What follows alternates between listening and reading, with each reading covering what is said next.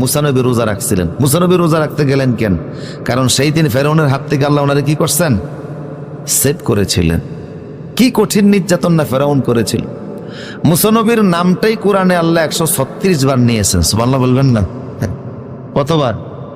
কোরআনে জায়গায় জায়গায় বিভিন্ন সূরার ভিতরে আল্লাহ পাক ওনার কথাগুলি বলছেন। এত আলোচনা কেন আসলো? আর ফেরাউনের মৃত্যুটা নিয়ে এত আলোচনা কেন? কারণ হলো তারে আল্লাহ দৃষ্টান্তমূলক শাস্তি দিয়েছিলেন। এমন কঠিন শাস্তি, সুনির্ধারিত শাস্তি, ঐতিহাসিক শাস্তি, একসাথে এত লোকের মৃত্যু। ফেরাউনের সাথে ওই সময় বাহিনী ছিল 80,000। কত হাজার? 80,000 গোরসোয়ার বাহিনী ছিল। সবগুলি লোকসহ সেই মৃত্যুবরণ করছে লোহিত সাগরে। এই যে একটা ঐতিহাসিক ঘটনা, এটা যেন বিশ্বের ইসলাম সালাও, বাইবেলে, ত্রিপিটক, জেন্দাবেস্তা, অন্যান্য ধর্মগ্রন্থে আছে। সারা পৃথিবীর মানুষ যেন এখান থেকে শিক্ষা নেয়, এই জন্য বারবার এই আলোচনা আসছে। ইযহাব ইলা ফিরআউনা ইন্নাহু তাগা।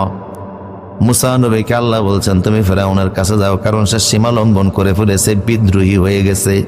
তগা মানে বিদ্রোহ, বিদ্রোহী হয়ে গেছে। ফাকুল হাল্লাকা ইলা আন তাজাক্কা, তুমি তাকে গিয়ে বলো হে ফেরাউন তুমি কি ভালো হতে চাও?